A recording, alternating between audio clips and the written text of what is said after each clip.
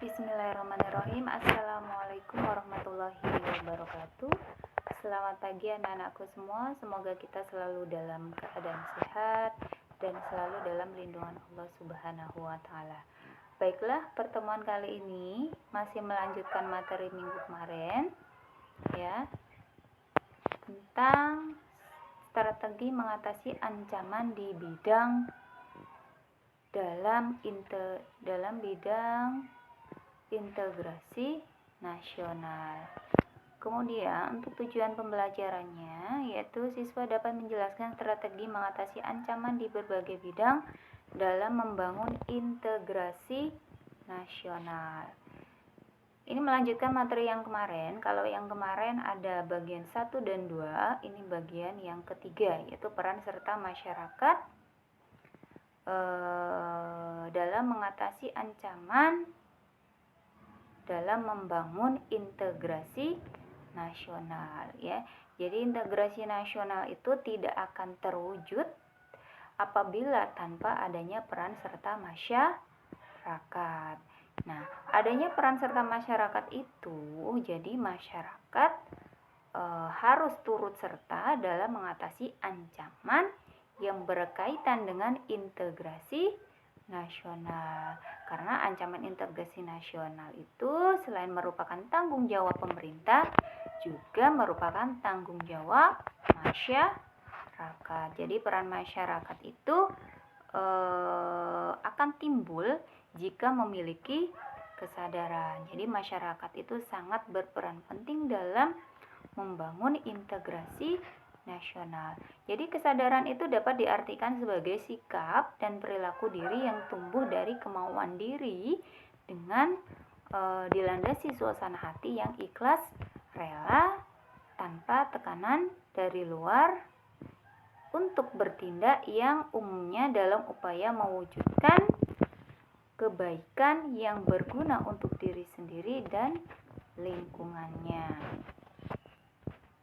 Kemudian peran serta dan kesadaran masyarakat itu mempunyai makna bahwa setiap individu itu harus mempunyai sikap dan perilaku diri yang tumbuh dari kemauan diri yang dilandasi keikhlasan atau kerelaan bertindak demi kebaikan bangsa dan negara Indonesia untuk mengatasi ancaman dalam membangun integrasi nasional. Jadi masyarakat atau kita sebagai masyarakat Indonesia itu perlu adanya rasa untuk atau sadar diri untuk bertindak demi kebaikan bangsa negara untuk mengatasi ancaman dalam membangun integrasi nasional ya.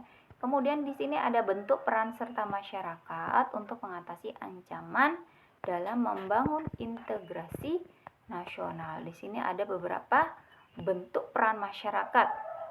Ya, yang pertama itu membangun kesadaran pentingnya integrasi nasional.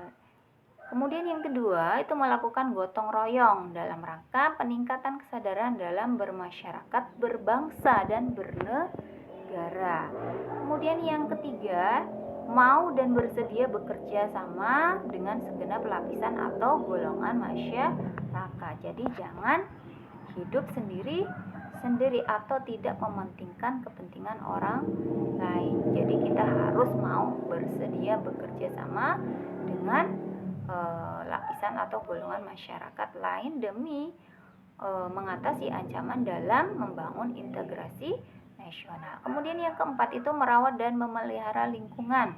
Kemudian menggunakan segala fasilitas umum dengan baik, bersedia memperoleh sebagai macam pelayanan umum secara tertib, kemudian tidak membeda-bedakan keragaman, misalnya suku, budaya, agama, dan sebagainya. Jadi kita tidak boleh membeda-bedakan dengan suku yang lain atau dengan agama-agama yang lain, karena tujuannya kita bisa bersatu demi mengatasi ancaman tersebut.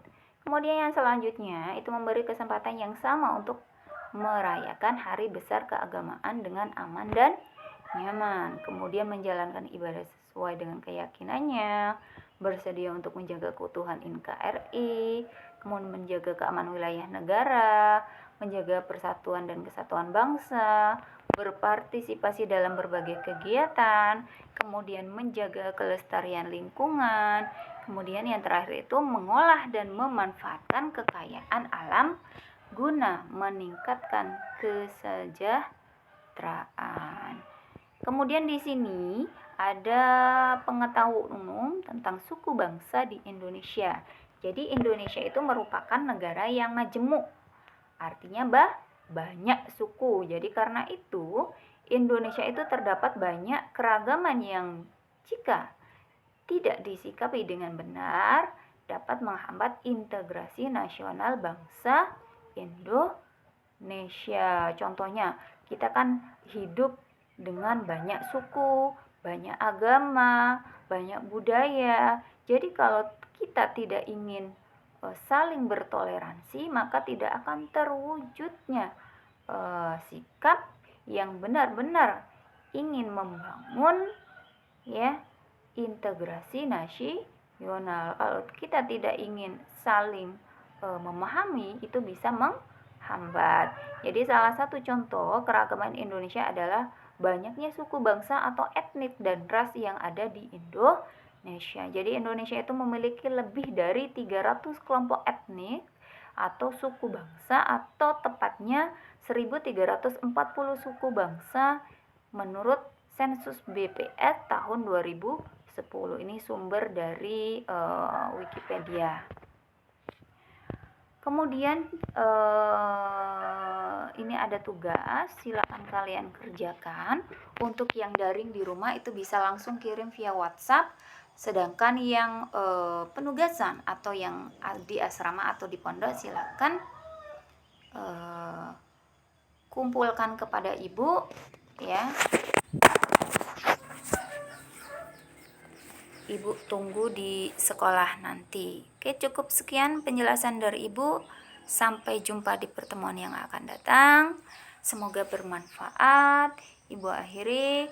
Wassalamualaikum warahmatullahi wabarakatuh.